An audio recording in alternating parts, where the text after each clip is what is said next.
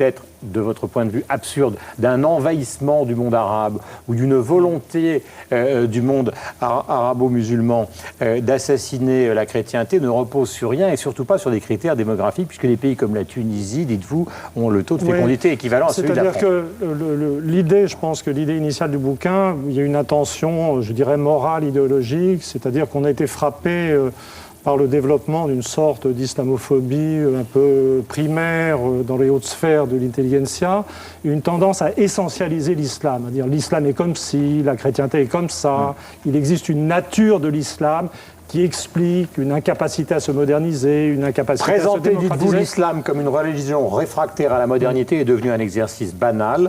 C'est dès le début du livre, c'est page 5. Cet essai montrera le caractère superficiel de ces analyses pessimistes et agressives. Le choc des civilisations n'aura pas lieu. Mais le gros du livre c'est de l'analyse démographique. C'est-à-dire que quand on est démographe, et Youssef Courbage est l'un des grands spécialistes mondiaux de la démographie du monde musulman, je suis démographe également, on travaille tous les deux à l'Institut national d'études démographiques, la notion d'une nature de l'islam ou d'un homme musulman en général n'a absolument aucun sens. C'est-à-dire que si vous prenez les divers pays du monde musulman, vous allez trouver dans le monde musulman des indicateurs de fécondité, c'est-à-dire un nombre d'enfants par femme. Différent entre le Yémen et la Tunisie. Le Yémen va être un peu au-dessus de 6, et puis vous aurez des pays comme la Tunisie et l'Iran qui seront à 2, en fait, comme la France ou comme les États-Unis.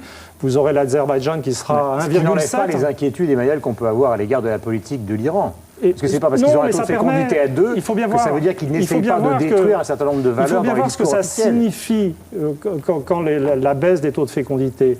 Pour que les taux de fécondité baissent, il faut que les taux d'alphabétisation, c'est-à-dire la capacité de lire et écrire, se soient élevés chez les hommes et chez les femmes. Il faut aussi que se développe dans la famille une certaine forme d'individualisme. Refuser d'avoir tous les enfants qui arrivent naturellement, c'est prendre en main son destin, c'est renoncer au fatalisme.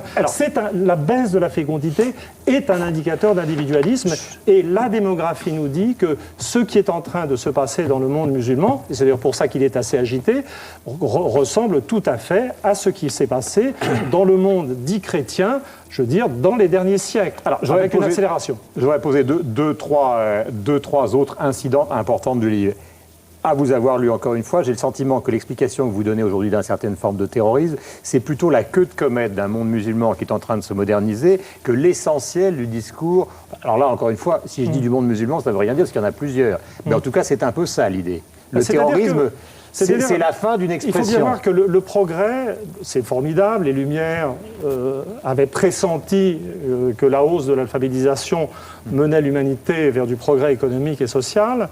Mais ce qu'on a mis du temps à voir, et que c'est ce que les sociologues comme Durkheim ont vu en Europe à la fin du 19e siècle, c'est que le progrès a sa face noire. C'est-à-dire qu'une société où on apprend à lire et écrire, ça veut dire qu'il y a un moment où les fils savent lire et où les pères ne savent pas lire. Ça implique une rupture de l'autorité dans la famille.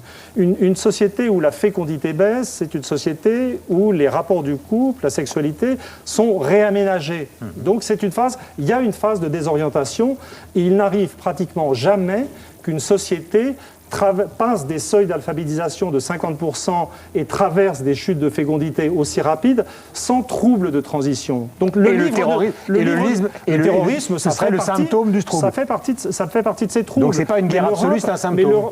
Je veux dire, c'est un symptôme, c'est quelque chose de grave et qu'il faut traiter sérieusement, mais il faut comprendre que des choses équivalentes ont eu lieu dans l'histoire européenne. Je vous cite encore, l'invasion américaine de l'Irak rappelle que le monde occidental n'est pas prêt de renoncer sans lutte à son titre de champion toute catégorie du massacre de masse établi par une Seconde Guerre mondiale, incluant l'Holocauste et Hiroshima, tout cela sans l'aide spirituelle et guerrière de Mahomet. Point numéro 2, puisque nous sommes dans cette...